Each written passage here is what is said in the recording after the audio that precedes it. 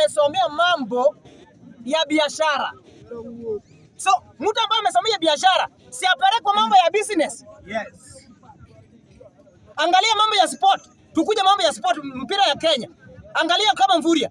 Salim Mvurya hajui chochote kwa mambo ya football. Hata hii ya Juala. Hakuwahi cheza. Hakuwahi kuwa hata school captain. Then huyu ndio Ruto anachukua anampea kama waziri wa mchezo. How? Then una expect Harambee Stars ipige Gabon. My friend, wewe kwa ndoto my friend. Kwa ndoto ndugu yangu. Hiyo nani ndugu yangu? Uko kwa ndoto ndugu yangu.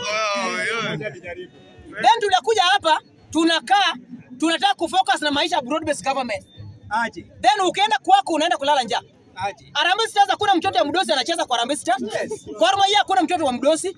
FC Leopards hakuna mtoto wa mdosi. Kariobangi Shaka hakuna mtoto wa mdosi. Mathare United hakuna mtoto wa mdosi. Ni sisi ambao ni sisi maskini. Then ukikuja hapa baadaye tu focus turekebishe serikali, wewe una focus mtu wangu kwa serikali, mtu wangu amepewa kazi, then wewe mwenyewe